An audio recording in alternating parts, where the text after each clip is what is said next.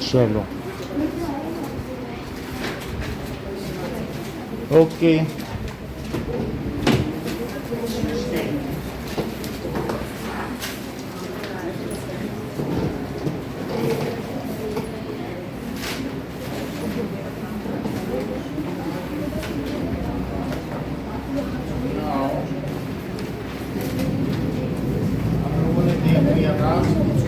America में कैसे होता है। सो अमीबा में क्या होगा, budding. What is budding? Now note down budding. So new individual develops from bud in hydra. Sir ये बर्डिंग वाला आपको लिखवाया नहीं था पर ये टेस्ट में आ गया था। हाँ, तो new individual comes out like a small bird comes out, या new individual comes out like a bird. जैसे एक कली निकलती है तो एक बर्ड निकल आएगी and ultimately it grows and detaches from parent organism से वो क्या हो जाएगा, डिटैच हो जाएगा, ठीक है। And this is called budding, such kind of. So new individual comes out like bird from parents body. Parent body में देखो बर्ड की तरह निकल रहा है कि नहीं। Individual comes out like bird from parents body, तो उसमें से वो बाहर निकलेगा एंड फाइनली, और अंत में क्या होगा, ये separates out and called young one, और फिर उसे यंग वन कहेंगे। तो इसका एग्जाम्पल है हाइड्रा में। What does it mean by fission? Division of mother parent into two daughters. A mother cell into two daughter cell. That is division of mother cell into two daughter cell. जैसा किसमें होता होगा? Division of mother cell into two daughter cells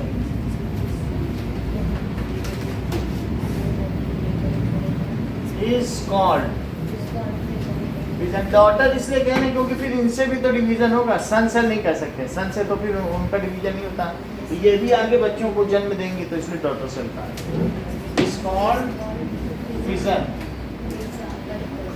example बहुत सारे हो सकते हैं। Amoeba paramecium में जैसे होता है, अमीबा पैरामीशियम और बैक्टीरिया भी होगा।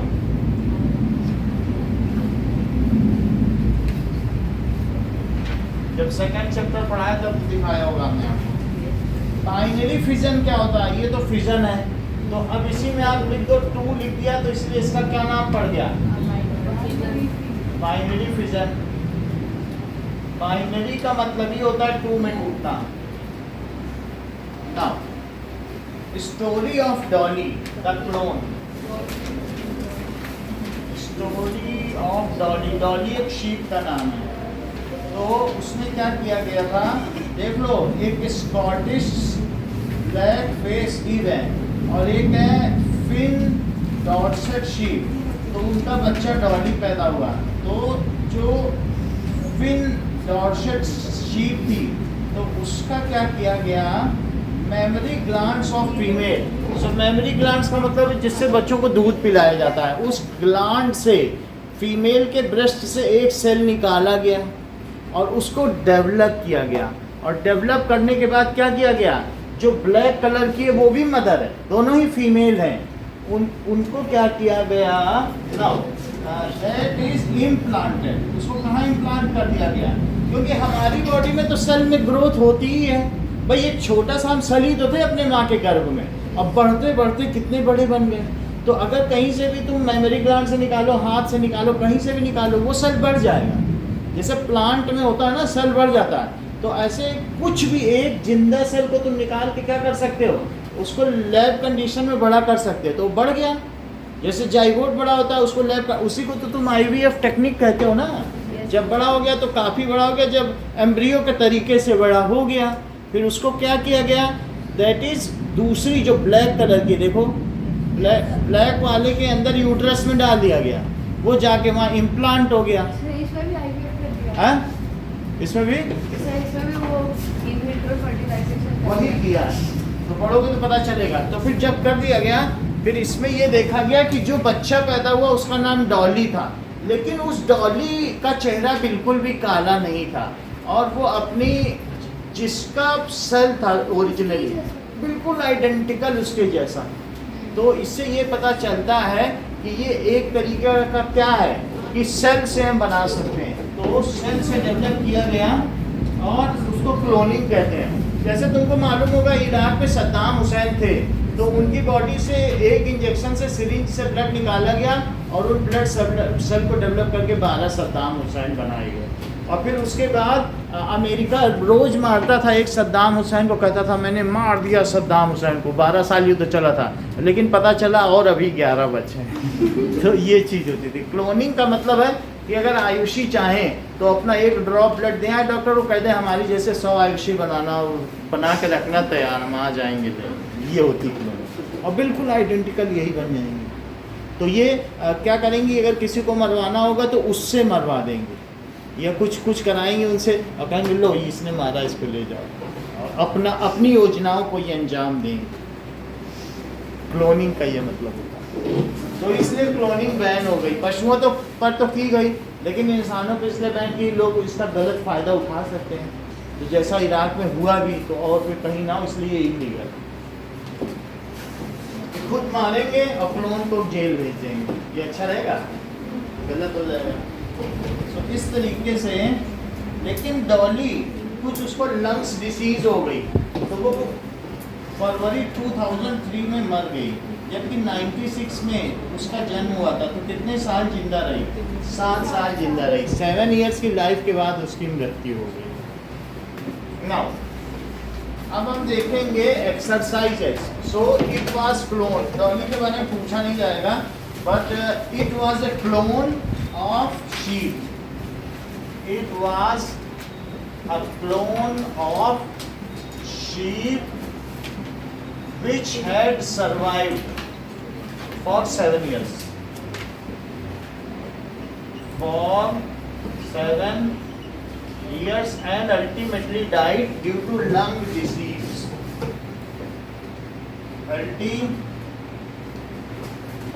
died due to उसके फेफड़ों में कुछ इन्फेक्शन हो गया था,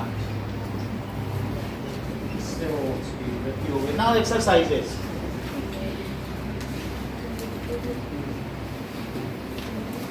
फर्स्ट क्वेश्चन देखो,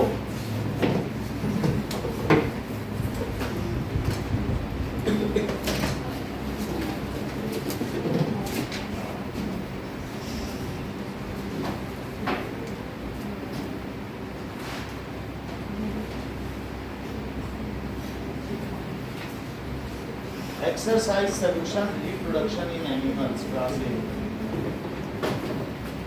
So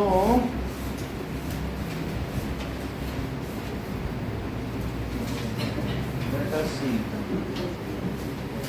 पहला क्वेश्चन है explain the importance of reproduction in organism. तो हम लोगों में या किसी प्लांट में रिप्रोडक्शन का क्या महत्व है? अगर हम सिर्फ खाए पिए और मर जाएं तो क्या उससे काम नहीं चल सकता है? नहीं हो पाएगी, फिर वो रेस खत्म हो जाएगी, वो स्पीसीज ही खत्म हो जाएगी।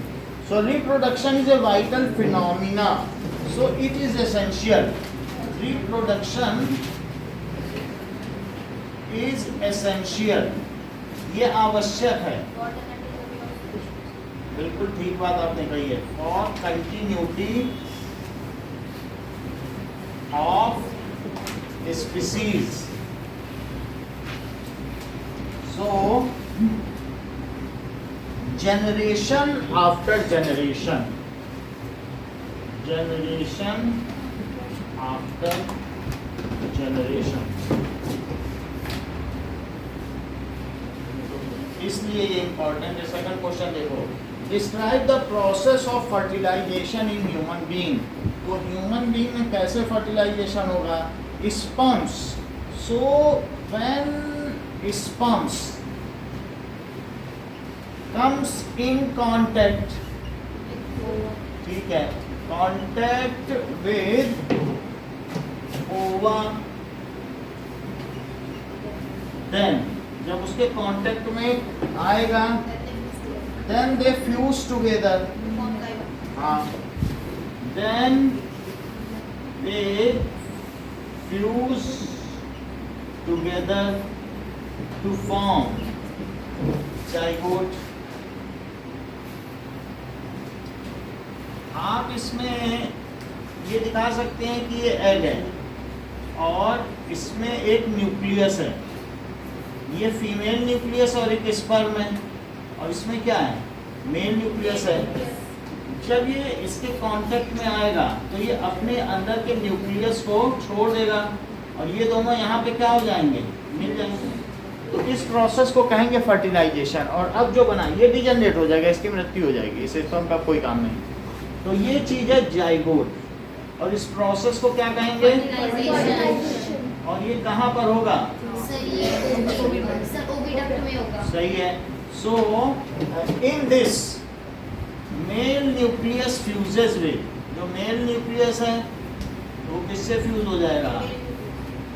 Fuses with female nucleus.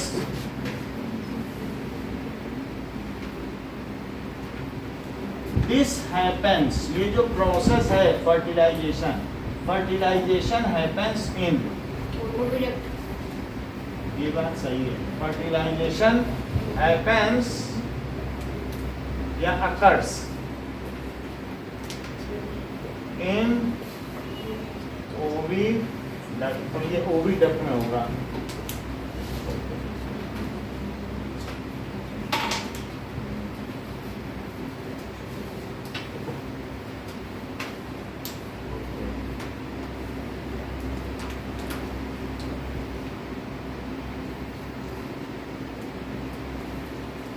Now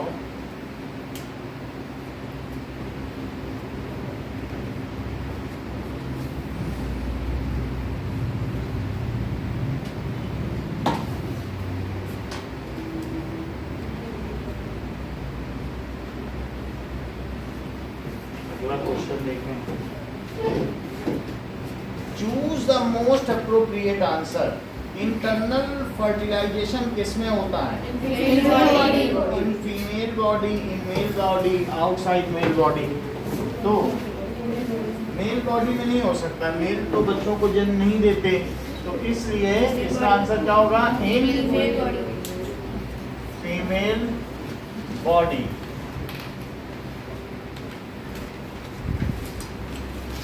female body 249 विट होती है। जो अमाउंट ऑफ पेन है ना, पेन की क्वांटिटी होती है, जैसे आपको प्रिक किया जाता है या सुई चुभाई जाए तो 20 विट की पेन होती है। लेकिन जब डिलीवरी होती है, जानते हो कितने की पेन होती है? 249 विट की पेन होती है। एक कोई उसकी यूनिट है, पेन की यूनिट है। और जबकि एक मेल होता है, अगर उसको 160 का पेन हो तो उतने में उसकी डेथ हो जाए। और जो फीमेल है वो डिलीवरी के टाइम पे 249 विट तक का पेन सहती है। आप समझो कि पेन सहने की जो बियरिंग पावर है वो फीमेल में कितनी ज़्यादा है।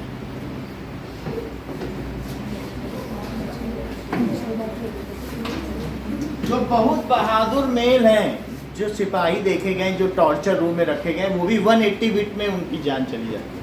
मैक्सिमम मेल 180 तक का ही सहता है। A tadpole develops into adult frog by the process of बोलो। Yes. So इसमें एक आंसर है 1, तो A में है 1, B में Metamorphosis which is second, and C the number of nuclei present in zygote। दो होने चाहिए, 1 तो बोल रहे सर zygote तो 1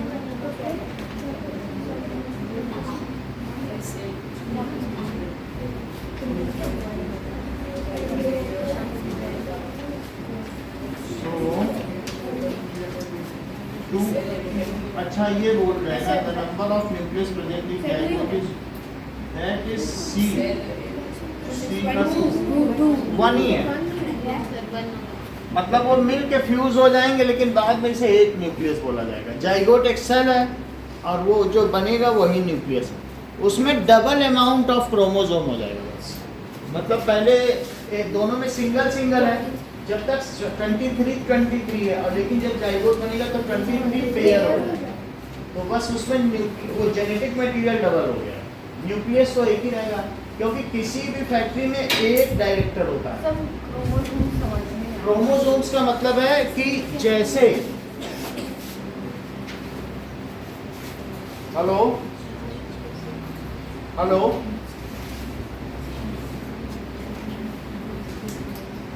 हेलो क्रोमोसोम का मतलब है कि किसी भी सेल के अंदर क्या होता है, एक जेनेटिक मटेरियल होता है जिससे उस सेल में ये प्रॉपर्टी होती है कि वो जैसा चाहे बना सकता है। जैसा आप ये देखिए कि भाई हम लोग एक जाइगोट थे लेकिन कैसे बाद में उसने ग्रोथ करके आपका आकार ले लिया और आपको और मैं आपके पेरेंट्स को पहचान लेता हूँ, तो वो उस क्रोमोसोम में वो कोड है कि क्या क्या प्रोटीन तुम्हारे अंदर बनेगा। तो उस सेल में वो प्रोटीन है। अगर मैं कुछ ना करूँ और चुपचाप तुम्हारे पास में आऊँ और ये बाल तोड़ के ले जाऊँ और मैं उससे 100 आयुषी बनवा सकूँ, तो मिल गया आयुषी बना, अब बनेगी आयुषी, ये होता है। और कुछ ना करो तुम कहीं स्पिट कर दो, उसमें भी जो सेल्स होंगे उससे बन जाएगा। अरे मिल गई, उसने थूका था भाई चोर ने, मजा आ गया, उसने थूक दिया था, अब तो उसका चेहरा पहचाना जाए। ये चीज होती है, कुछ बाल मिल जाए कुछ मिल जाए। चोर के लिए फॉरेंसिक टीम कुछ नहीं करती है, तो उसमें क्या होता है जो उसका सेल है और सेल के अंदर न्यूक्लियस है और न्यूक्लियस के अंदर इस तरीके का डबल स्टैंडर्ड स्ट्रक्चर है जो डीएनए तुम देख रहे हो। तो इसमें ये कोड मौजूद है कि जब वो ग्रो करेगा तो वो कैसा बनेगा। और प्रोटीन्स, हम लोगों की बॉडी पूरी किसकी बनी हुई है, प्रोटीन की, लेकिन उसका कोड किसमें है, ये जो ऑरेंज और ग्रीन और ब्लू और रेड देख रहे हैं ना, adenine, guanine, cytosine and thymine, इसी में छिपा है ये डीएनए स्ट्रक्चर। ये कैसा स्ट्रक्चर है, डबल हेलिकल डीएनए स्ट्रक्चर। ये किसके अंदर मौजूद है बताओ, सेल के अंदर क्या होता है, न्यूक्लियस, और न्यूक्लियस के अंदर क्या होता है, डीएनए। देखो डबल थ्रेड टाइप स्ट्रक्चर होगा ऐसा, और कितना लंबा होगा बताओ एक सेल के अंदर, ये इतना लंबा होगा जिससे धरती के 6000 चक्कर लगाए जा सकते एक सेल के अंदर, एक सेल के अंदर। और जब ये कंडेंस हो जाए तो क्रोमोसोम बन जाए। देखो डीएनए का वहां भी चित्र है सबसे उधर लास्ट में, यही चीज बनी हुई है कि नहीं। लेकिन अब हम आपको दिखाते हैं कि स्प्रिंग जैसा है, स्प्रिंग नहीं, ये थ्रेड है और इसमें कोड है कि हमारे अंदर क्या प्रोटीन बनेंगे। लेट अस सी। तो सर सबके न्यूक्लियस अलग अलग है, सबके न्यूक्लियस में डीएनए सबके अलग अलग है, वो उनके पेरेंट्स से मिले हैं। लेट अस सी, तब हमें समझ में आए कि क्या चीज है क्रोमोसोम, क्योंकि वो आगे आने वाला अगले चैप्टर में वही चैप्टर है, that is age of adolescence, उसमें पूरा डीएनए ही समझाया है ना।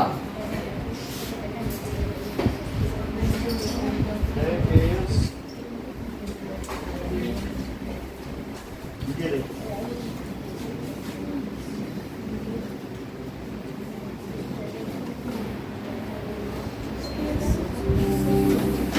ओके नाउ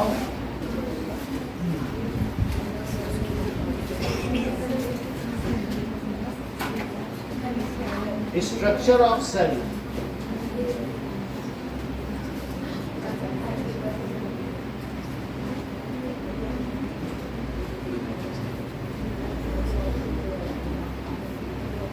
अब देखते हैं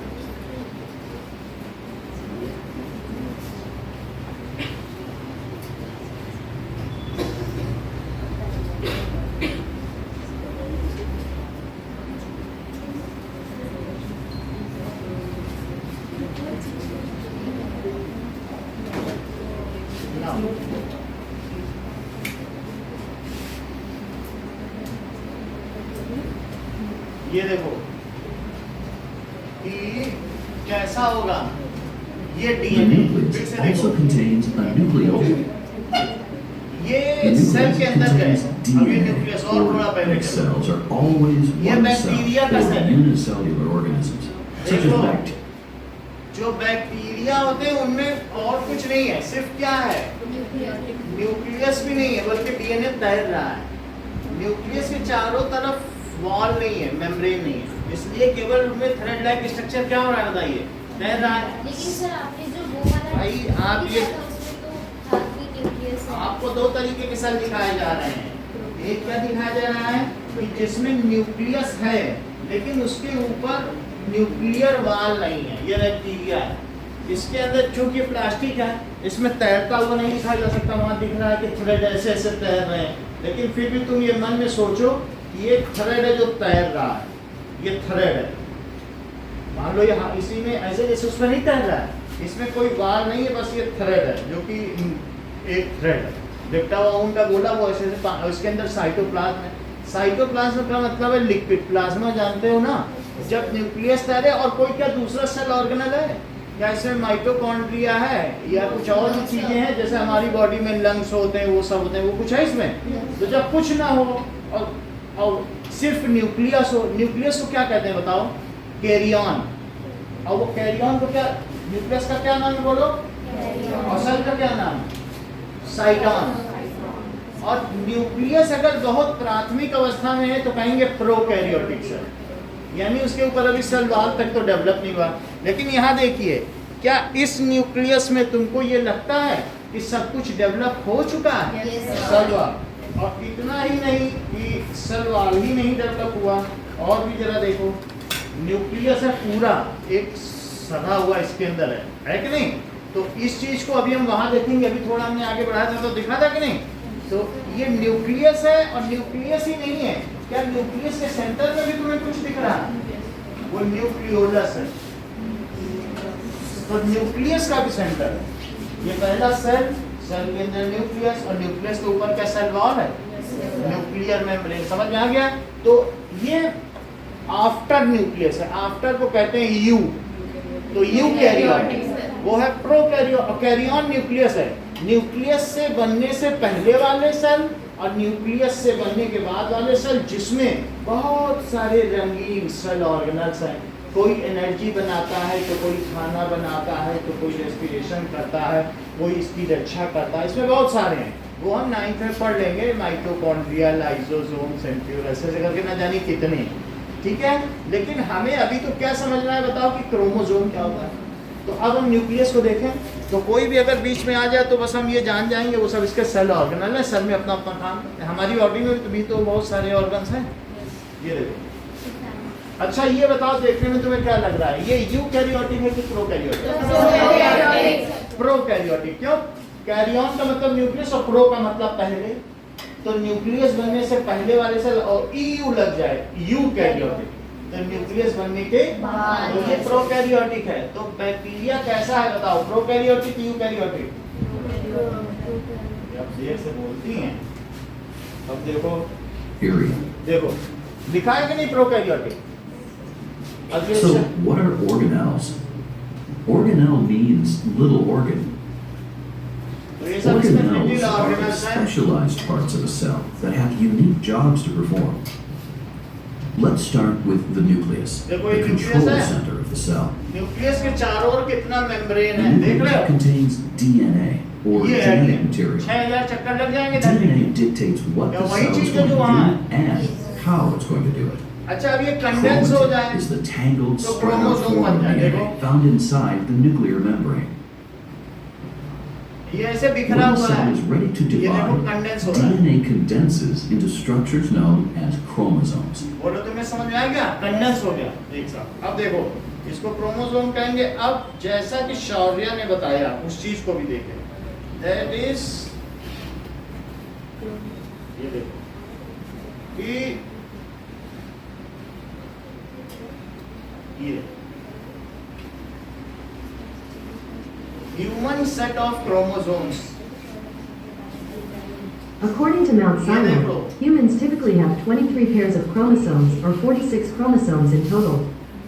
अभी तुमको ये बात दिखाई गई कि क्रोमोसोम कंडेंस हो जाता है तो बनता है, ठीक है। तो ये जो चीज है ये हमारे अंदर क्रोमोसोम या ह्यूमन जीनोम का चार्ट है, जो सब जगह सारी बायोलैब में एक टंगा रहता है। तो इसमें 2 है सेट है, तो तुमको इसमें से 23 ये 22 है और ये कौन सा बताओ लास्ट वाला 23 जो कि हमारे जेंडर डिसाइड करता है। ये 23 है, आधा तुमको मदर से मिला है और आधा किससे मिला है फादर। तो जैसा इन्होंने बताया है कि ये तो 23 पेयर हैं जो हमारे अंदर है। अब देखो 23 number of chromosomes in sex cell. अब देखो According to Byju's, these pairs are known as homologous chromosomes or homologous. In a sex cell, there is only 23 chromosomes as it is haploid. ये 23 क्रोमोसोम होंगे और अगर वो दोनों मिल जाएं तो क्या देखो पेयर में बन गया। देखो नीचे स्पर्म बना हुआ है, देखा, और उसमें जो शौर्य ने बताया कि वो बात सही साबित हुई कि 23 क्रोमोसोम। और एग में देखो क्या वहां पे 23 और मिल के बोलो जाइगोट बना, 46 क्रोमोसोम लिखा है लेकिन हम इसे 23 पेयर बोलेंगे। तो वहां पर भी सिंगल ही सेल है लेकिन उसमें डबल अमाउंट ऑफ क्रोमोसोम है। आयुषी क्रोमोसोम का काम क्या होता है सर? जेंडर डिसाइड करना। जेंडर तो एक है वो 23rd वाला करता है, लेकिन 22 क्या करते हैं? मान लो तुम और तुम्हारा भाई भी एक जैसा दिखेगा ना, तो फीचर डिसाइड करना। क्या करना बताओ? 22 फीचर डिसाइड करते हैं, 23rd वाला क्या करेगा? क्रोमोसोम का काम क्या होता है शौर्य? सर वो फीचर प्रोटीन बनाना। जैसा प्रोटीन होगा वैसा हमारा स्ट्रक्चर हो जाएगा। जैसी ईंट होगी वैसा ही तो घर बनेगा। अच्छी ईंट लगाओगे अच्छा घर बनेगा। तो इसलिए अगर आपसे पूछा जाए जाइगोट में कितने न्यूक्लियस है? बोलो। 1 न्यूक्लियस है। फिर उसमें अंतर क्या है गेमीट और जाइगोट में? क्या अंतर है?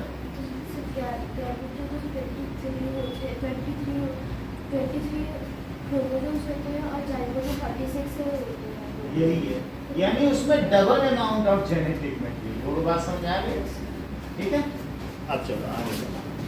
सो क्वेश्चन क्या पूछा जा रहा है कि the number of nuclei present in zygote. तो जाइगोट में क्या होगा? 1 न्यूक्लियस होगा। Okay, let us now start. देखो यहां पर number of nucleus present in zygote. तो अब इससे इसका आंसर According to है क्या Byju's, लिखा the है बोलो? zygote contains a single nucleus. The zygote is formed by the Zygote fusion of the contains sperm and ovum cells in the reproductive process, उसमें and a बस single union अंतर है nucleus double is formed in the amount. zygote. Indicate which of the following statements are true और false. 4th question पे आइए और इसमें हम देखेंगे कि सही क्या है और गलत क्या है। ना ऊपर करते हैं, वीडियो भी कर दिया। अब देखिए ओवी पेरस एक से पूछेंगे। Divya, oviparous animal give birth to young ones. Each sperm is a single cell. तो फॉल्स है फर्स्ट वाला। यानी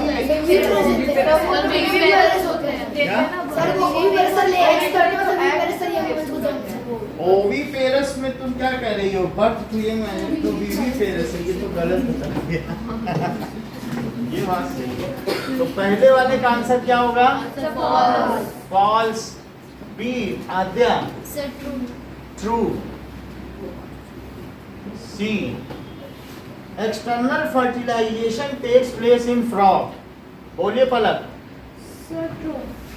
ओके ट्रू। फ्रॉग में एक्सटर्नल फर्टिलाइजेशन होगा। Mansi, that is a new human individual develop from a single cell called gamete. Gamete से क्या human individual develop हो जाएगा?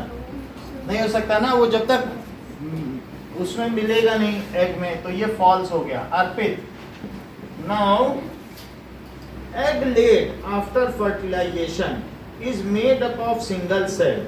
जो एग होगा फर्टिलाइजेशन के बाद, क्या वो सिंगल सेल है? बोलो।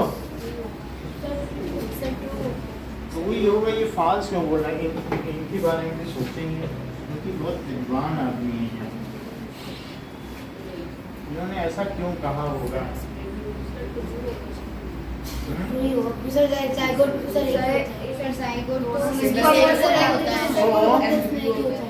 नाउ फोर्थ का आंसर, फिफ्थ का आंसर ना, तो दैट इज सिंगल सेल, ये ट्रू है। F. Okay Nikhil, amoeba reproduces by budding. False. Mayank, fertilisation is necessary even in asexual reproduction. बोलो, मतलब वहाँ भी फर्टिलाइजेशन चाहिए, वहाँ जाइगोट बनना चाहिए क्या? एसेक्सुअल। भाई हाइड्रा में देख लो, अमीबा में, वहाँ क्या इसका मेल और फीमेल न्यूक्लियस मिलते हैं क्या? जरूरी है फर्टिलाइजेशन एसेक्सुअल। वहाँ फर्टिलाइजेशन तो होता ही नहीं है, या बडिंग के द्वारा है। प्लांट्स में जहाँ होगा वहाँ तो फर्टिलाइजेशन होगा, तो वो सेक्सुअल रिप्रोडक्शन है। प्लांट्स में क्या है, आपको पता नहीं था, पॉलन उसमें चला जाता है शुरू में, तो वो सब सेक्सुअल रिप्रोडक्शन ही तो है। तो sexual reproduction in plants and sexual reproduction in animals. जबकि एसेक्सुअल किस में होगा? हाइड्रा में, बैक्टीरिया में, अमीबा में। समझ में आएगा? तो बोलो ये ट्रू है कि फॉल्स?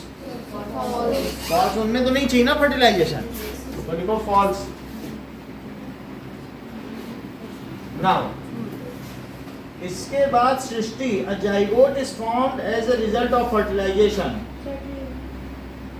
जाइगोट इज फॉर्म्ड, ये बात सही है, ट्रू। GH क्या है? Binary fission is a method of asexual reproduction. ये true है ना? HI, zygote is formed as a result of fertilization. True. Ryan, now an embryo is made up of single cell. False, क्योंकि उसका तो कई times division हो सकता है। हम सब यूनिसेलुलर है मानसी की मल्टी सेलुलर। हाँ, सो एम्ब्रियो भी कई सेल का बना होता है, तो ये फॉल्स हो गया। Now give two difference between zygote and fetus. Now zygote is unicellular and लिखो, fetus is multicellular. Zygote and fetus. Fetus we can transfer remains the So it is unicellular. It is unicellular. और जबकि it is multicellular. Zygote contains only one cell. Zygote contains, Only one cell. हाँ ये तो वही मतलब हुआ ना। अब ये क्या होता है, जाइगोट कब बनता है?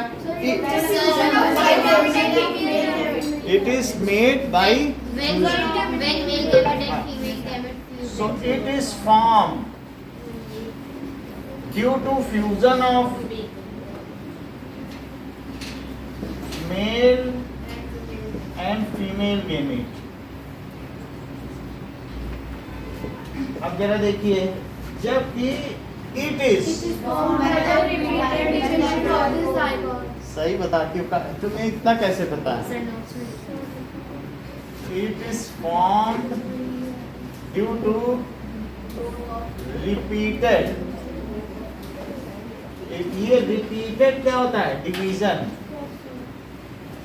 बहुत बार वो डिवाइड हो जाइगोट, तो क्या बन जाएगा? इससे बन जाएगा फीटस। सर फीटस का सेक्स डिटरमाइंड हो सकता है। यस, ये बात तो भी है। और gender of foetus can be determined. और ये भी लिख लो, gender of zygote can not be determined.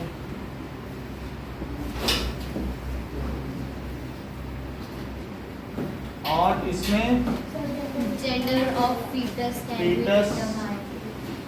Can be determined.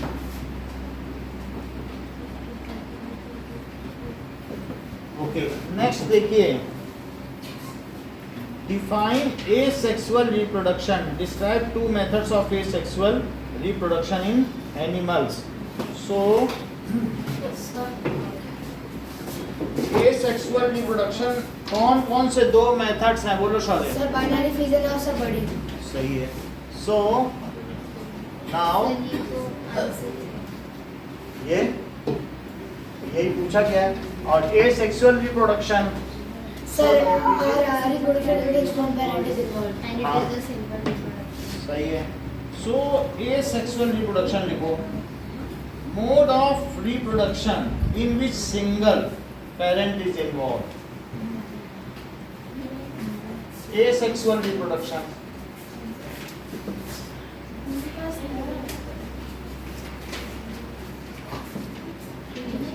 Mode of reproduction in which single parent is involved.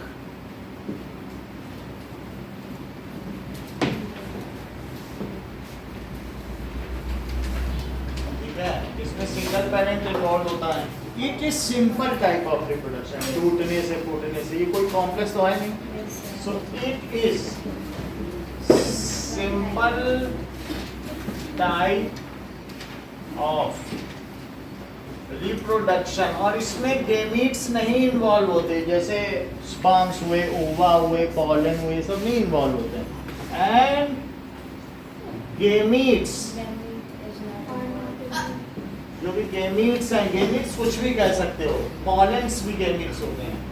Pollens, ओवा, स्पर्म, तो ये सब इसमें इन्वॉल्व नहीं है. Are not involve. Body cells involve होती हैं. अच्छा, अब एग्जांपल दो बता दो. तो डिस्क्राइब करना है. मेरा डिस्क्राइब करो. तो आप डिस्क्राइब कर देना. Binary fission.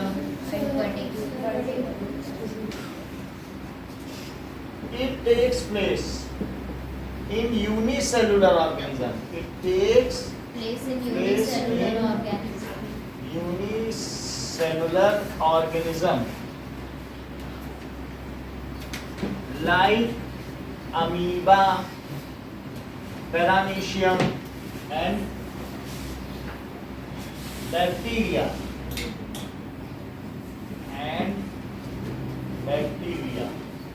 तो इसमें क्या होता है?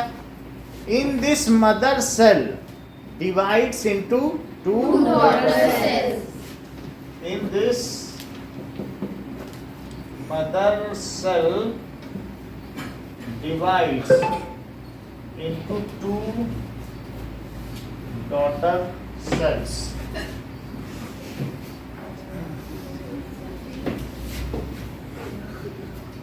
तो चूंकि इसने कहा है तो ऐसा बना देना कि एक सेल है. अब किसी में भी है, आप सर्कुलर भी बना सकते हो, कोई जरूरी नहीं है. तो फिर इसमें दिखाओ कि धीरे धीरे ये देखो, पहले न्यूक्लियस टूट रहा है. अब फिर क्या होगा बोलो? फिर सेल डिवीजन हो जाएगा. ओके, तो सेल को मैंने टूटता हुआ दिखा दिया और लास्ट में टू डॉटर सेल ऐसा दिखा दें. अब नेक्स्ट है बडिंग. बडिंग का भी डायग्राम आप लोग बना सकते हो. तो वहां पर बना देना कि budding in this small projection. कुछ भी चीज बाहर निकल आती है तो उसको क्या कहते हैं? प्रोजेक्शन. Small projection. ना याद है, प्रोजेक्शन ज्यादा अच्छा वर्ड है, याद रहे तो बहुत अच्छी बात है. या bud comes out from parent body. Body it grows. ठीक है. And takes the shape of organism.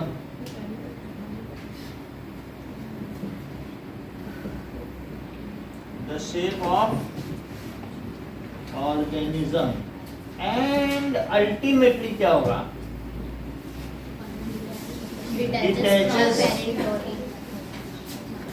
Detaches from parent body and lives independently. और फिर ये स्वतंत्र रूप से जिएगा. And lives independently. For example, Hydra.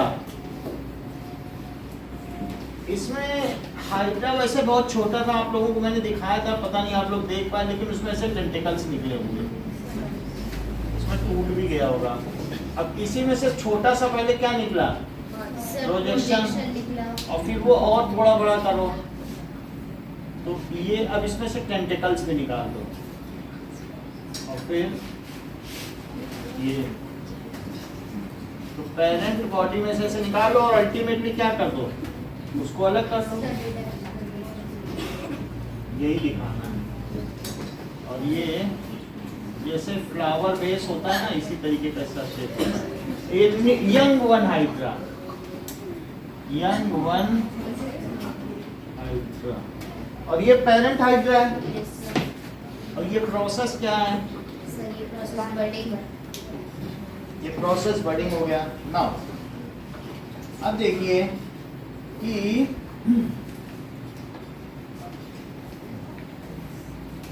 First question आप लोग करेंगे, सेकंड करेंगे, थर्ड एंड फोर्थ। चलो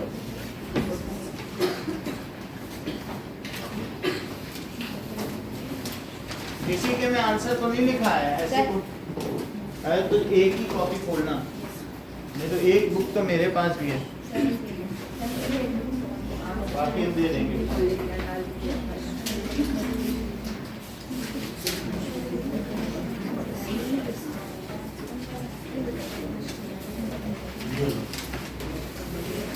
ट्रू फॉल्स भी लिखे क्या,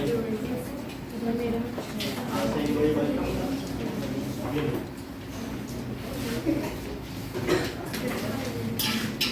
तुम लोगों के पास वैसे बुक नहीं, वो ट्रू फॉल्स भी लिखा है, बाकी मैं दे रहा हूँ।